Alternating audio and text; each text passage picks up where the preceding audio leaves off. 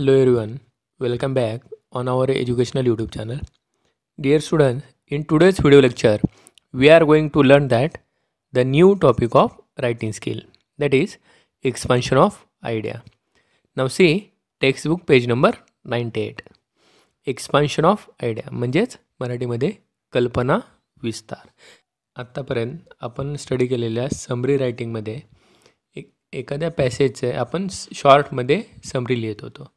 त्याच्या opposite expansion of idea आहे. म्हणजेच एखादा सब्जेक्ट दिलेला असतो किंवा एखादा कोटेशन दिलेलं असतं, एखादी लाईन दिलेली असते आणि त्यानुसार आपल्याला त्या विषयानुसार त्याचा एक्सपान्शन म्हणजेच विस्तार करायचा असतो. म्हणजे 3 ते 4 पॅराग्राफमध्ये आपल्याला त्याच्या विषयाच्या रिलेटेड सेंटेन्स लिहायचे असतात. पहा मग, expansion of idea is to elaborate an idea in a paragraph form. म्हणजेच काय, एखादी कल्पना पॅराग्राफ स्वरूपात विस्तृतपणे मांडणे म्हणजेच कल्पना विस्तार होय. Now see paragraph. A para is necessarily a series of connected sentences which develops one topic sentence. म्हणजेच काय, एखाद्या विषयावर लिहिलेल्या वेगवेगळ्या वाक्यांची साखळी किंवा शृंखला म्हणजेच पॅराग्राफ होय. पुढे पहा, now see topic sentence. It is a subject और प्रपोजिशन और statement expressed in a sentence. A good topic sentence is brief and encapsulate the central theme.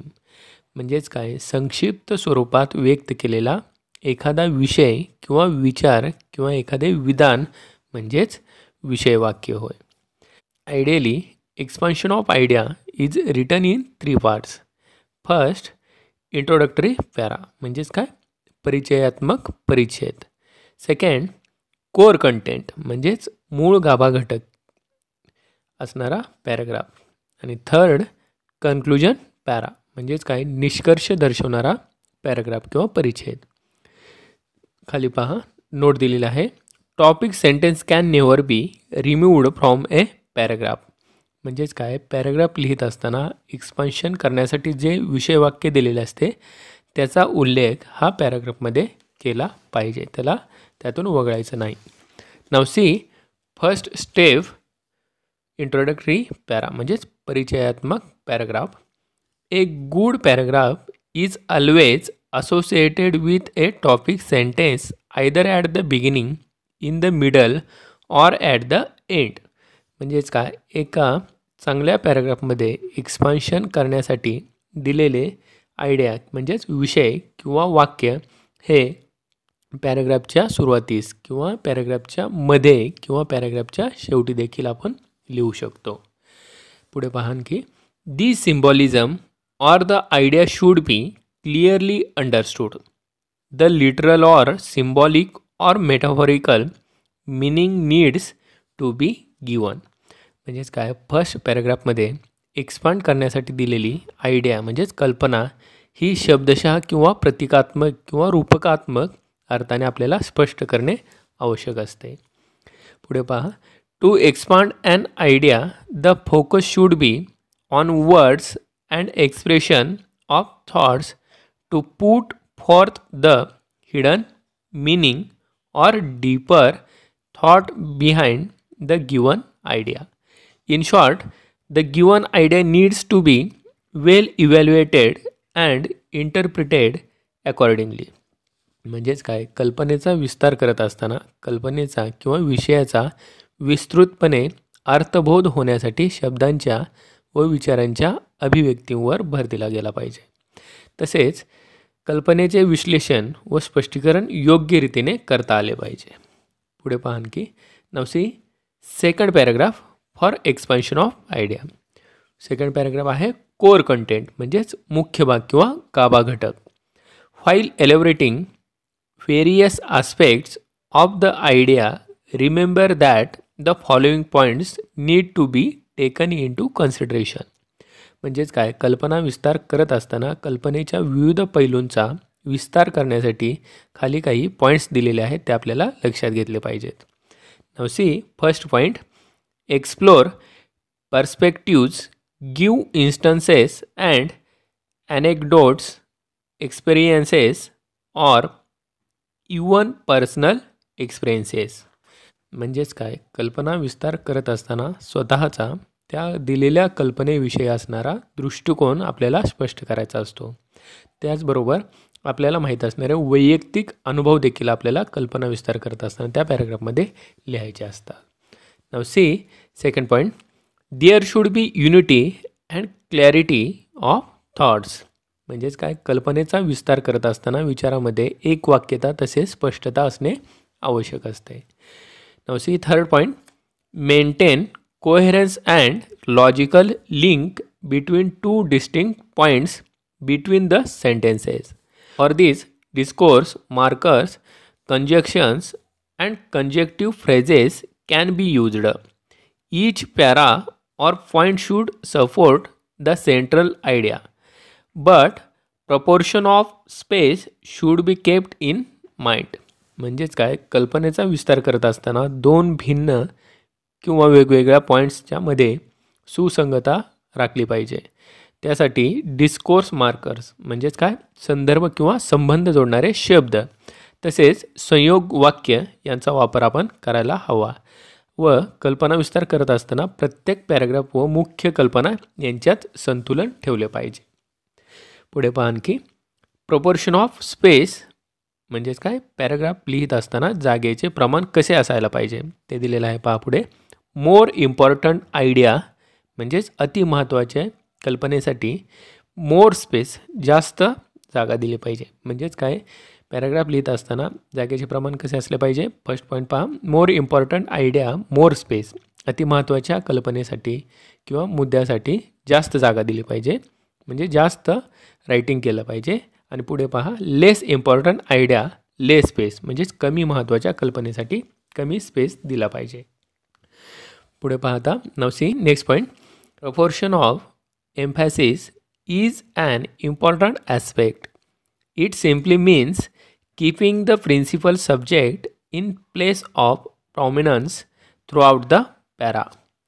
म्हणजेच काय, पॅराग्राफमध्ये मेन आयडिया म्हणजेच मुख्य कल्पनेला जास्त भर दिला जातो व त्यातूनच त्याचे महत्त्व अधोरेखित केले जाते. Now see next point, avoid too many ideas. म्हणजेच काय, कल्पनेचा विस्तार करत असताना शक्यतो एका वेळी एकच कल्पना पॅराग्राफमध्ये लिहायची असते. एका वेळी अनेक कल्पना मांडण्याचे शक्यतो आपण टाळले पाहिजे. See next point, remember this is the most creative part to demonstrate your language skill. म्हणजेच काय, कल्पना विस्तार करत असताना आपल्याजवळील भाषा कौशल्याचे प्रदर्शन करण्यासाठी आपल्याला संधी दिलेली असते, ते आपण त्या संधीचा फायदा करून घ्यायचा असतो. Now see last part, conclusion. Conclusion means in Marathi निष्कर्ष. At the end we need to sum up suitably with strong and relevant point.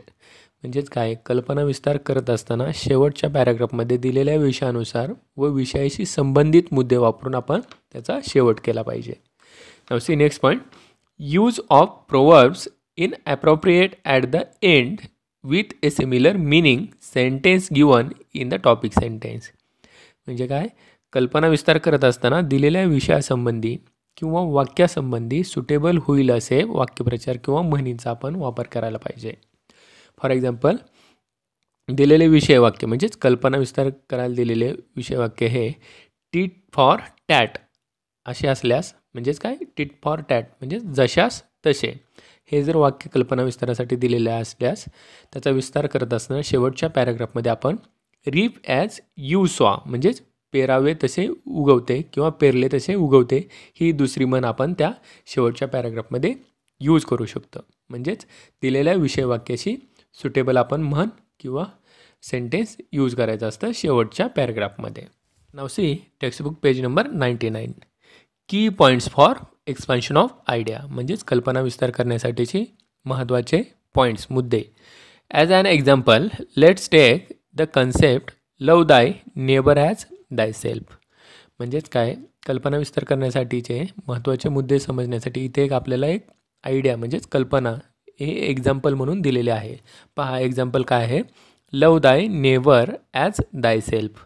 म्हणजेच काय, शेजाऱ्यावर देखील स्वतःप्रमाणे प्रेम करा किंवा प्रेमाने वागा. हे एक आपल्याला कल्पना विस्तार करण्यासाठी एक्झाम्पल दिलेलं आहे.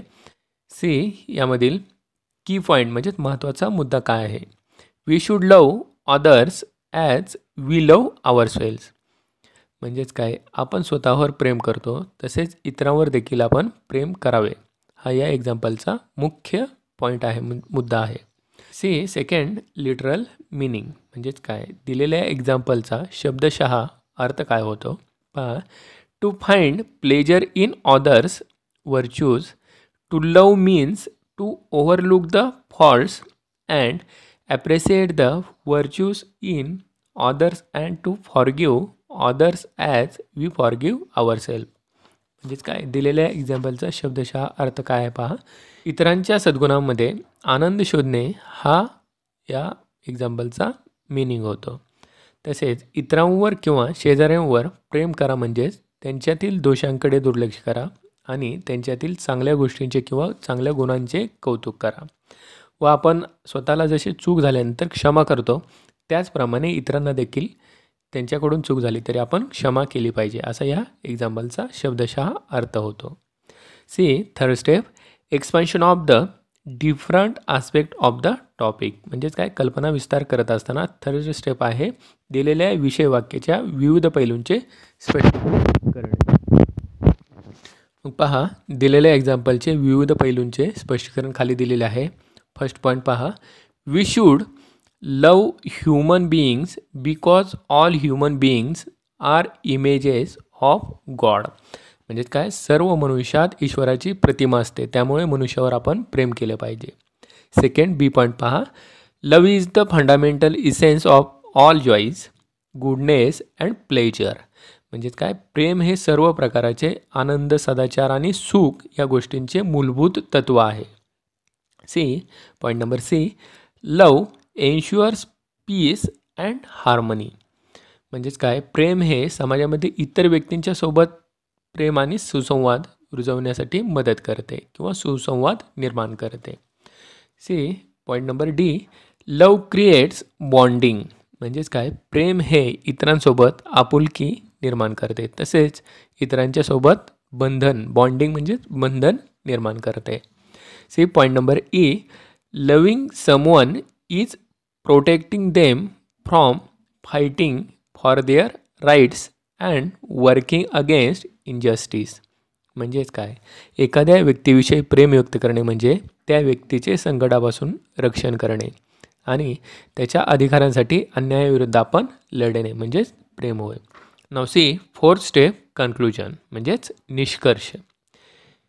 आपल्याला दिलेल्या एक्झाम्पलचा कन्क्लुजन पार्ट आपल्याला इथे ऑलरेडी दिलेला आहे. पहा, if everyone practised love your neighbour, the world would operate with a far greater degree of patience, tolerance, understanding, communication, appreciation, unity etcetera.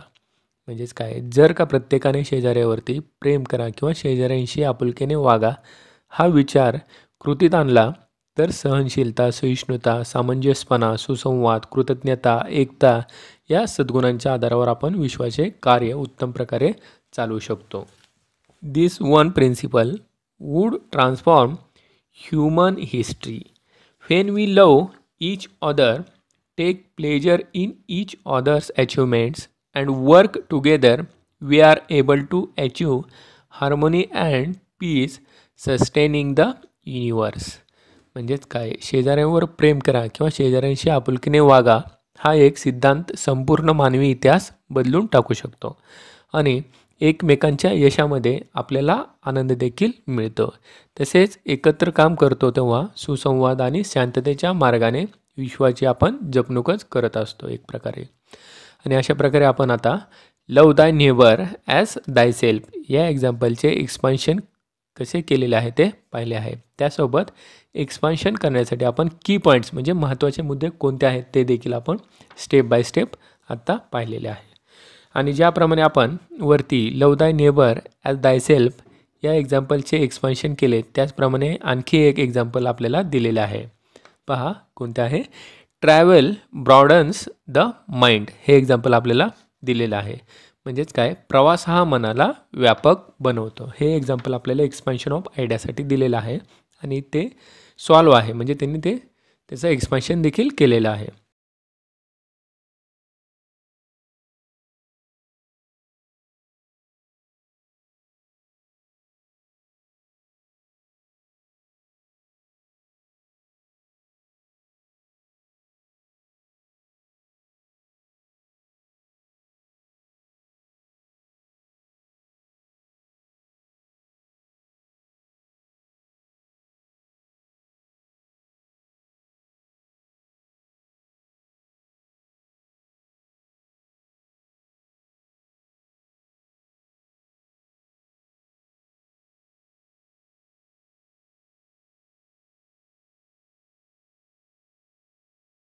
First आहे इंट्रोडक्शन पॅराग्राफ, सेकंड आहे कोर कंटेंट आणि third आहे conclusion paragraph. अशा प्रकारे expansion of idea करत असताना आपण या स्टेपने first introduction, second main content आणि थर्ड किंवा कोर कंटेंट आणि थर्ड आहे कन्क्लुजन. अशा प्रकारे आपण एक्सपान्शन करायचं आहे कोणत्याही विषयासाठी दिलेलं असेल तर. Now see template for expansion of idea, म्हणजेच काय, कल्पना विस्तार करण्यासाठीच्या स्टेप किंवा आराखडा आपल्याला खाली दिलेला आहे. पहा, कोणत्याही सब्जेक्टवर किंवा टॉपिकवर खाली दिलेल्या स्टेपनुसार आपण कल्पना विस्तार करायचा असतो. सी फर्स्ट म्हणजेच पॅराग्राफ, टायटल अँड इंट्रोडक्शन. कल्पना विस्तार करत असताना फर्स्ट पॅराग्राफच्या अगोदर वरती सुटेबल किंवा सब्जेक्टला सुटेबल असे टायटल देणे आवश्यक असते. फर्स्ट पॅराग्राफमध्ये एक्सपान्शन करण्यासाठी दिलेल्या सब्जेक्टचे इंट्रोडक्शन शॉर्टमध्ये आपण लिहायचे असते आणि सुरुवात ही नेहमी आकर्षक वाक्याने करायची असते. Then see second paragraph, middle, focus on words, interpretation and evaluation of idea. म्हणजेच काय, दुसऱ्या पॅराग्राफमध्ये किंवा दुसऱ्या आणि तिसऱ्या पॅराग्राफमध्ये मेन पॉईंट्स, मुख्य मुद्दे विस्तृत स्वरूपात आपण लिहायचे असतात. तसेच शब्दावरती फोकस देखील आपल्याला करायचा असतो. तसेच दिलेल्या विषयासंबंधी मूल्यमापन व इंटरप्रिटेशन देखील आपण सेकंड अँड थर्ड पॅराग्राफमध्ये करणार आहोत. Now see third paragraph, convincing conclusion with a proverbs or quotations. आणि थर्ड किंवा शेवटच्या पॅराग्राफमध्ये तुमचे ओपिनियन किंवा तुम्ही काढलेल्या निष्कर्ष हा एखादी म्हण किंवा वाक्यप्रचार वापरून आपण वाचकांना पटवून दिला पाहिजे. अशा प्रकारे एक्सपान्शन ऑफ आयडियासाठी आणखी काही एक्झाम्पल्स तुम्हाला दिलेले आहेत. ते तुम्ही व्हिडिओ पॉज करून स्क्रीनशॉट काढून त्याचा स्टडी करायचा आहे.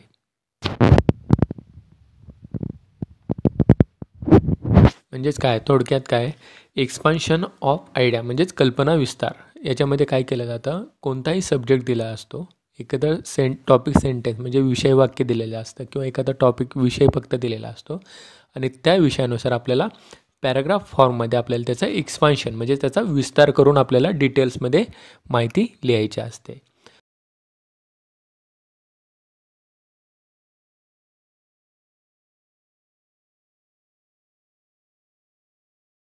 एक्सपान्शन करत असताना आपण सुरुवातीला वरती टायटल लिहिणार, त्यानंतर फर्स्ट पॅराग्राफमध्ये दिलेल्या टायटल किंवा सब्जेक्टनुसार फर्स्ट पॅराग्राफमध्ये त्याचं इंट्रोडक्शन देणार, सेकंड पॅराग्राफमध्ये डिटेल्समध्ये त्याचं माहिती लिहिणार, की पॉईंट्स लिहिणार आणि थर्डमध्ये त्याचं कन्क्लुजन. आणि कन्क्लुजन लिहित असताना आपण प्रोवर्ब्स म्हणजेच म्हणी किंवा वाक्यप्रचार आपण यूज करायचे आहेत.